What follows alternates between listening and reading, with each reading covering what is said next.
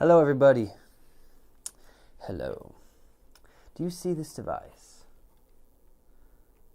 Say hello to your best friend, the metronome. Look at the proud neck, the curves. That's weird. This is a metronome, and I want to show you how to use this thing to make it a crucial part of your practice routine, okay? If you're not using this thing, you are missing out. And if you're feeling stuck at your current level, this is for you, whether you're beginner or expert or somewhere in between. You need to be using this. So I'm going to teach you how to use this in less than 10 minutes. So buckle up. It's going to be fast. And then I'll leave a few minutes at the end for any questions that you may have if you're a part of this live video. So I'm going to give you an example of how to use this, okay? Let's say you are a brand new beginner and you want to learn I Want You Back by the Jackson 5. Okay? So that song's tricky. It's in A flat, but we're going to pretend it's in G. We would use the capo 1 and play, up here. But we're just going to pretend it's in G, a half step down.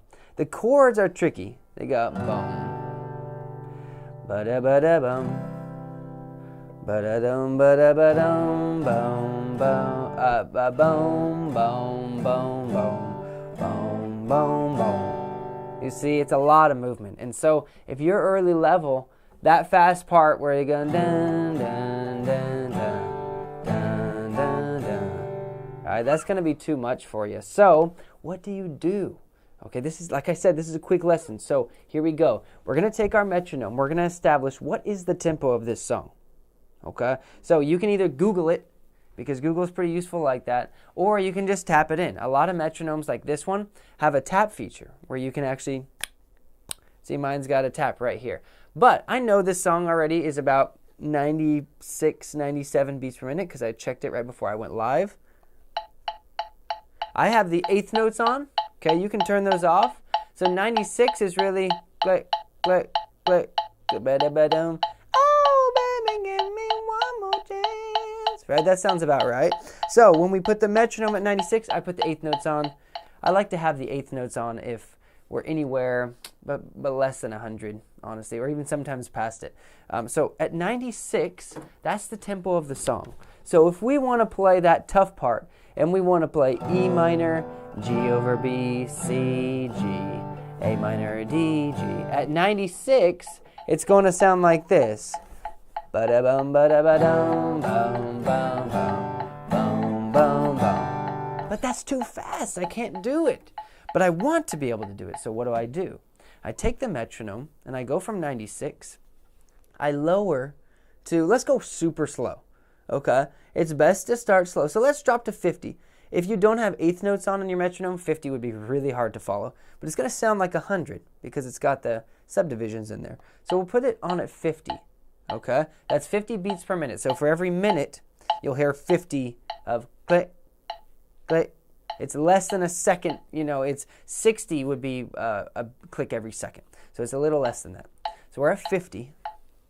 Now let's try our chord progression. Just the hard part, right? We don't need the first two chords because those are easier. But let's go from the E minor. Ba-da-dum, ba-da-ba-dum, bum, bum, bum, bum, bum, bum. A lot more doable. We're at almost half speed there. Okay, but if that is even too hard, which it might be, if you're starting out, that's not going to be doable. Let's go to 40. Okay?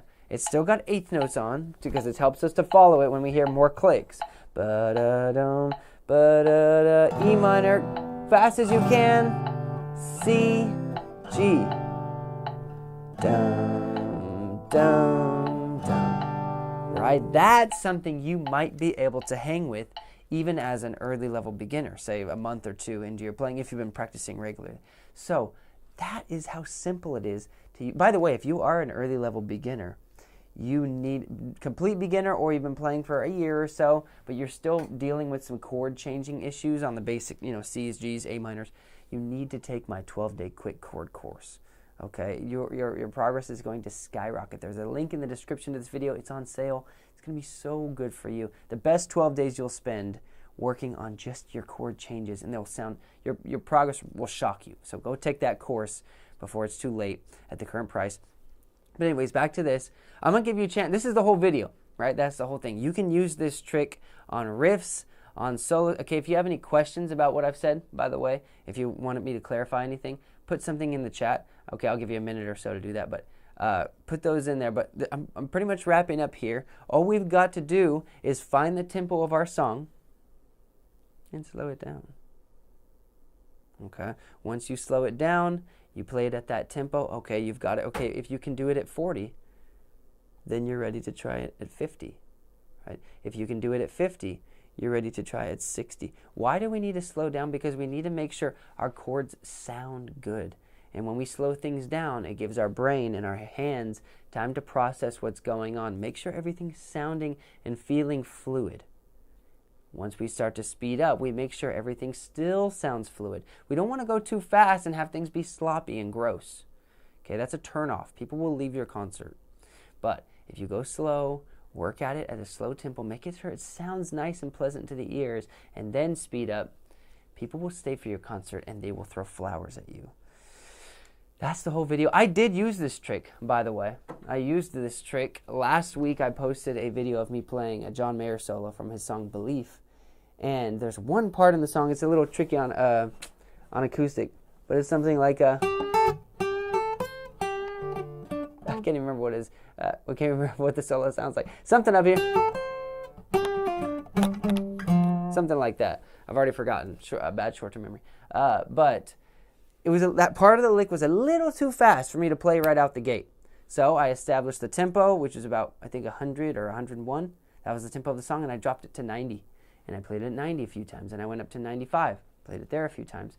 And after, a few minutes of that, I was feeling good at the original tempo. So, even people who've been playing, I've been playing 20 years, still use the metronome to this day. Use it, put it in your toolbox. You should be using it all the time. You will not get stuck anymore if you start using this thing to push you past the plateau. Thank you for watching this video. I hope you enjoyed it. Please check out my 12-day quick chord course or subscribe to my channel or both, and I will see you on the next video.